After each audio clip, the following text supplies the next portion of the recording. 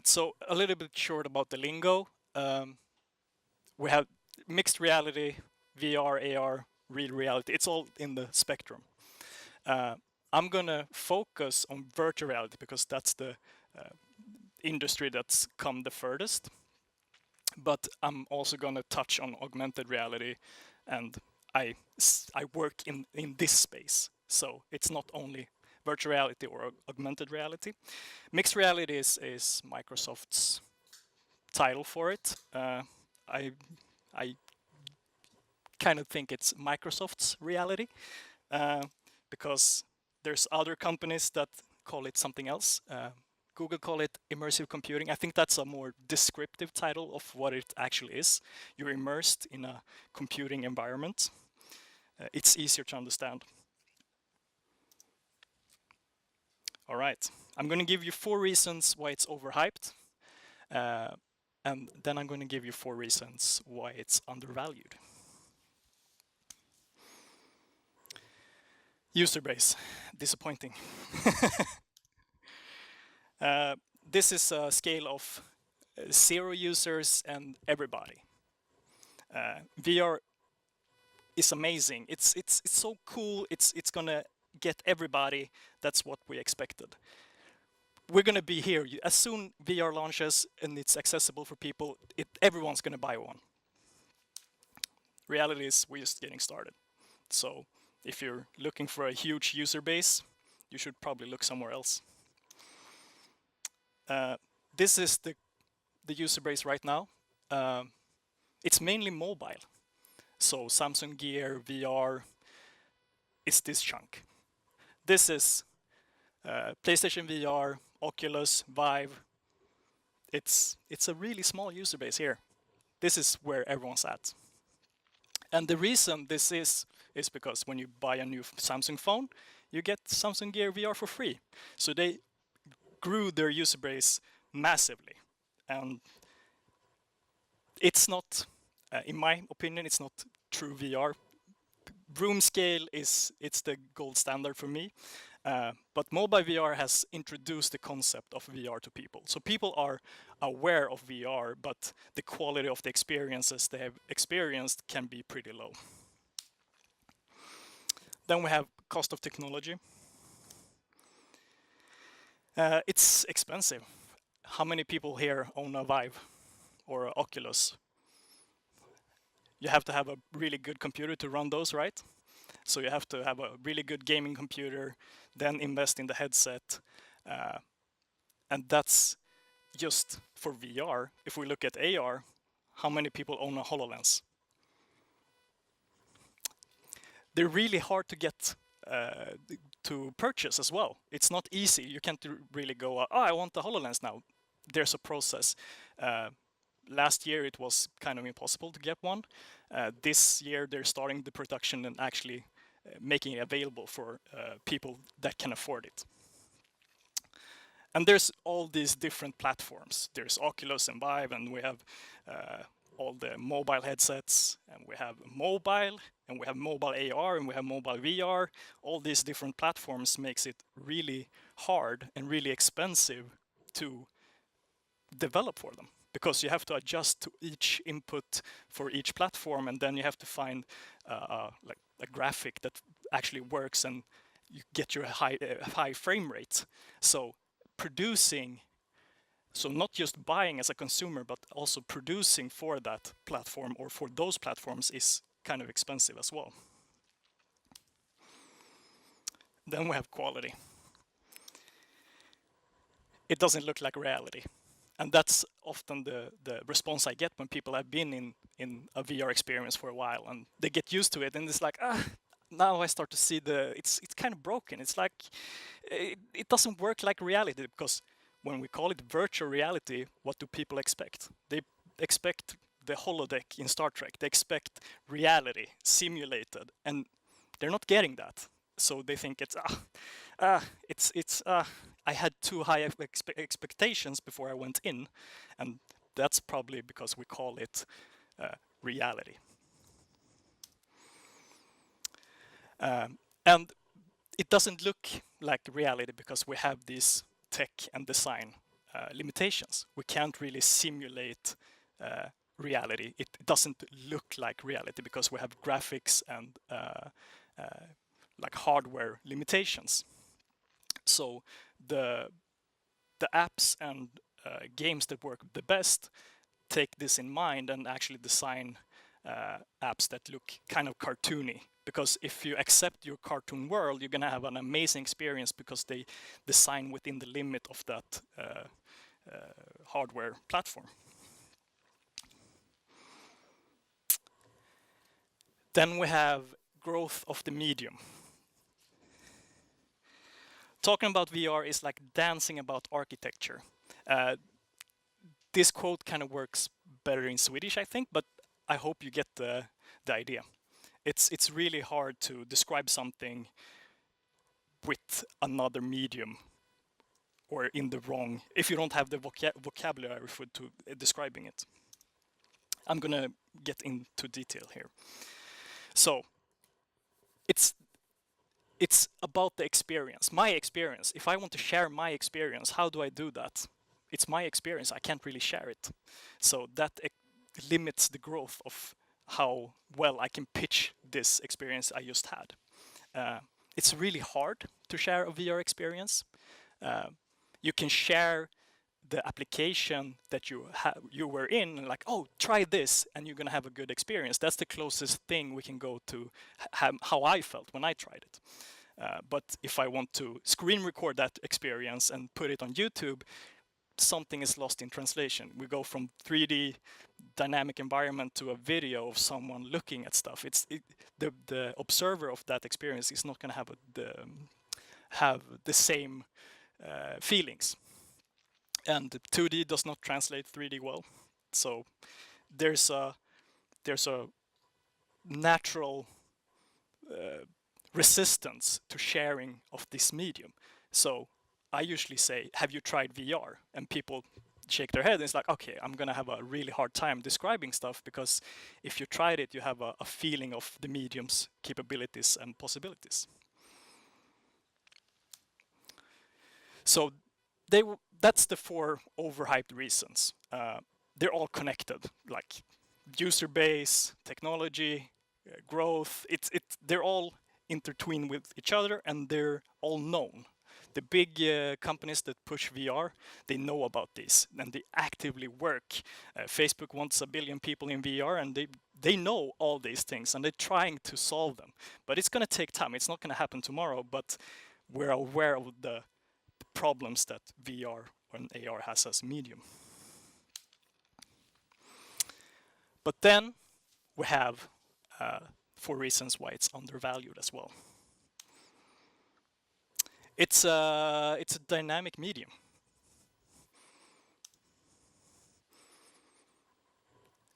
The first response people have when they try VR for the first time, it's overwhelmingly positive. They're experiencing something new for the first time, and it doesn't matter who they are, if they're young, old, man, woman. The gut reaction is, this is amazing. I love this. It hits home with everybody. So now I'm going to be a little bit, we're going to take a broader perspective here. This is the main reason why I like this new medium. Everything that's digitized enter exponential growth. That's a fact, that's true. VR and AR have digitalized the most important part of human perception. All right, what does that mean? It means that everything that is possible to experience is going to be possible to experience with AR and VR. We're going to lower the barrier of the amount of experiences you can have, and different experiences and different perspectives of anything, which makes it a really exciting area to be in. Then we have evolving skills. If we take VR and AR and take any new technology, we can take a sensor. Let's take an IR sensor that detects heat.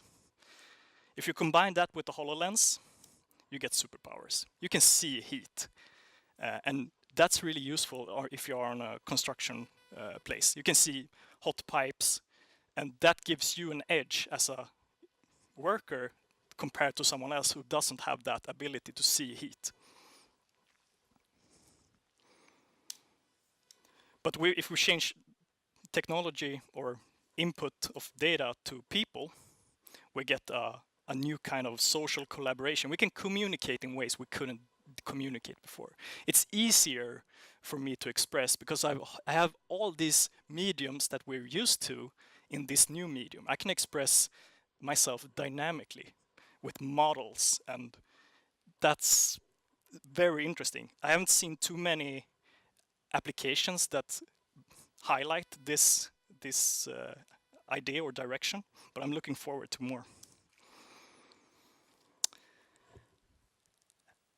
And then we have unexpected needs. We're going to take a look at healthcare, and only healthcare when it comes to AR and VR. Mainly VR, actually. So in psychology and cognitive behavior therapy, mainly the treatment of phobias. There's a company in Stockholm that's actually working with treating phobias, and they've done some research and field testing of this, and actually shown that the progress of healing is actually increased, or the time of healing is reduced, because you can self-medicate with a VR headset at home and expose yourself to your phobias. And if you're scared of sharks, it's really expensive to go and visit a shark every time you're going to treat yourself. So it's easier to just have a virtual shark that in the beginning is super cute, but then gets more and more realistic. And then you go to the aquarium and try the real shark and see if you're scared of that one. Pain relief. They have used VR to treat burn victims. And what they noticed was that the pain relief they get from VR is comparable to morphine. But it's better because you don't get addicted to VR in the same way you get addicted to morphine. So this is a way of focusing the mind, and we have limited bandwidth in our head, so we can't really focus on everything. So if we focus really hard on something, we forget everything else. And then we have eye treatment. They treat lazy eye with VR. So they're actually training the muscle in the eye to look at certain spots in the VR headsets. And this is a form of physical training. And you can see the different areas. It's mental training, it's focusing the mind, it's physical training, and this is healthcare. VR was never designed with healthcare in mind. This is healthcare taking a new medium and stretching it and seeing what can we do with this new medium that we have. And they come to these results, which probably are results you can look on other industries as well. So this is the unexpected results of VR in a specific industry, of this case, healthcare. And then we have investments. So the top 5 biggest IT firms in the world: Google, Apple, Microsoft. We have Amazon somewhere in there. Amazon is the one that's not in there. They're not publicly going out saying, we're going to invest in VR, but they're kind of hiring people that's going somewhere. So I think all the tech firms are going to push, the big tech firms that has the resources are going to push for VR and AR. And they're investing billions of dollars in R&D. And we haven't seen that result yet. They just started investing heavily because they know there's a new medium shift going on. These big companies got big because they were early to the last medium shift, the internet. No one had understood the internet. What were we supposed to do with the internet? And they formed their companies and they understood that if we commit to this, we have an opportunity to become bigger. And now they are the old people that are established and they say this new medium, we need to invest heavily in this new medium because it's going to disrupt us sooner or later.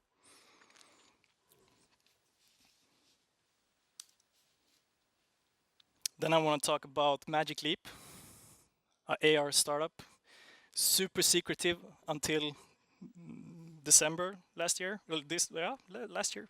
Weird with the new year. They got 1.14 billion in initial funding from Google, Alibaba. People with really deep pockets just threw money at them. And they got more money when they said that they wanted more money. There was no stop. And they hadn't shown anything. Alarma!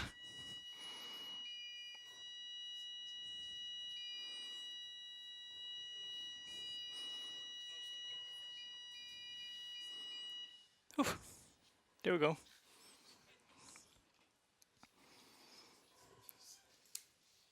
And this is what they released. A couple of glasses. It looks like a Walkman. You have like a CD player attached. So I'm super curious to try this. But my point here is I don't think we have seen VR and AR's iPhone moment yet. We haven't seen all those billions produce something that's actually going to be in everybody's home.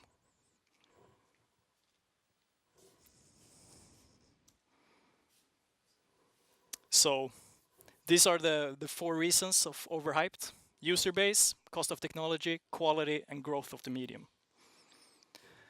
And then we have the undervalued: dynamic medium, evolving abilities, unexpected needs, and investment. So this is the result of this last year. I spent a lot of thinking and talking to people about VR, and I always started to touching on these different topics. So I thought, yeah, why not? I can summarize it and share it with people. So yeah, these are my details. If you want to talk more or want to have this presentation again, I don't know. Of course, come to a VR meetup. You have to. If you thought this talk was amazing or okay, there's going to be more of these kind of talks at this meetup. Just Google VR AR Malmö Meetup. It's real life. Real life. Real reality, as the Spectrum said. No, it's hosted at different venues. Yeah, it's a meetup on the Meetup.com page. Yeah, so it's just easy. Just Google it. We have more than 300 members now, so it would be fun to see it grow this year as well. And yeah, thank you.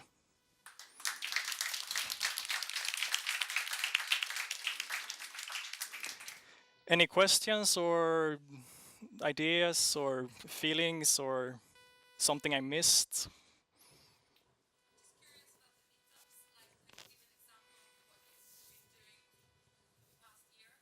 Yeah, I could give an example. Last meetup, we have a topic of immersive video and immersive sound. So we had two speakers, one from Copenhagen that works with immersive audio, and he shared his vision of what is immersive audio, what do we do with it, how can we use it in VR and AR. And they actually started before AR and VR was a mainstream thing, with immersive audio. So it was really interesting to share those kind of ideas. So there's always a speaker that speaks about some certain topic that's interesting, and then there's beer and pizza and a lot of other people with probably as interesting ideas. Jana has been a speaker at one of the meetups. Hardware, yeah, yeah. There's headsets sometimes that you can try, depending on the speaker and depending on the venue.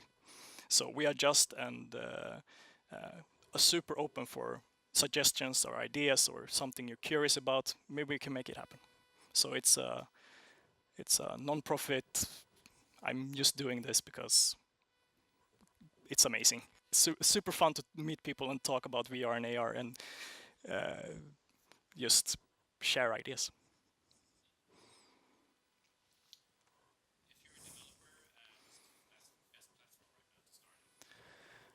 I think the best platform to start at is Unity because it's open. Yeah, so people, all the hardware supports Unity, so they're really good at being that platform, and it's open source, so it's open. You can use it, and you can instead of using Unreal, which is closed source, and they can do whatever they want with that, and that it's not the developer way. But in specific AAA titles, like big game companies use Unreal Engine because that engine can push certain things that they're looking for. So, yeah. So Unity is my answer to that. Yeah.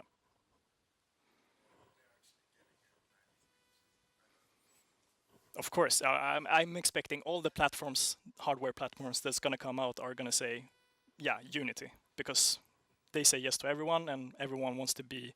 The more hardware platforms that support Unity, the better for developers, because you only need to learn Unity and then you can develop on all the platforms.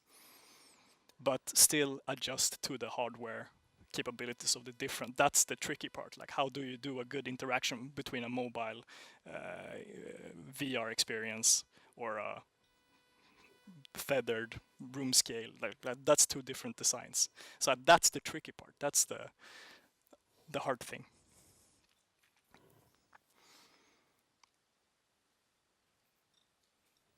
Anything else?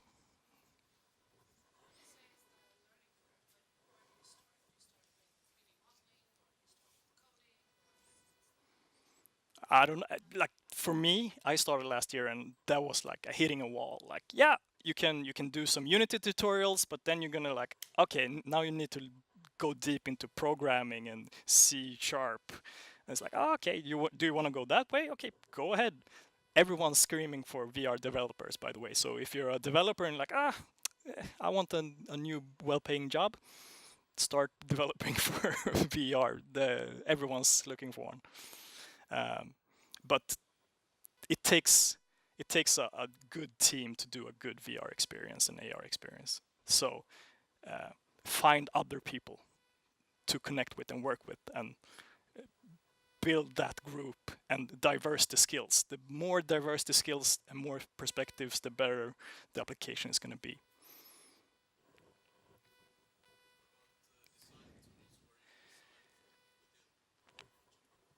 They're actually starting to come up as well. Google started out with Tilt Brush, which is painting in VR. That's a really good idea when you want to express an immersive thing, because it's really hard describing it, but it's easy to just like look at this thing I painted. It's a map, or it's a furniture. It's 3D. It's spatial. They also have Google Blocks, which is more of a modeling 3D models from basic shapes.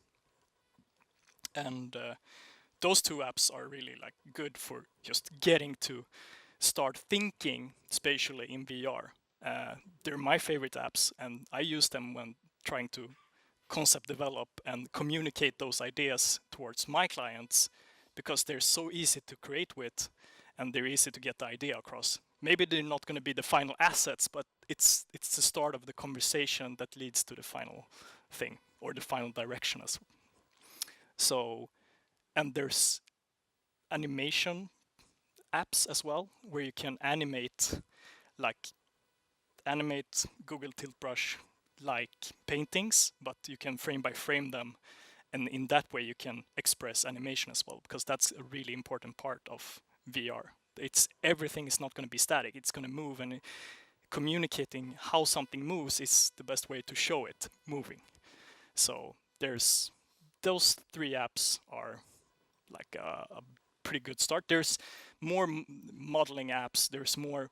I think there's a team somewhere that's they want to build Unity from within a VR, like creating VR experiences while you're in VR. That's the ultimate goal, but we're not there yet. Like, we're very far from that. That's just a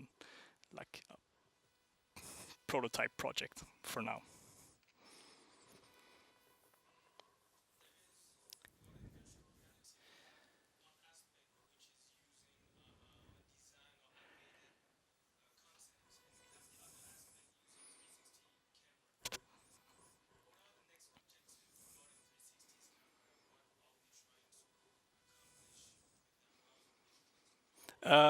The next steps in 360 video is actually getting that depth, not being in the bubble. So if you can move around, have this 6 degrees of freedom in that scene, so you can actually look at the side of things, you're gonna get a better version of reality, because you can accept that instead of the bubble thing.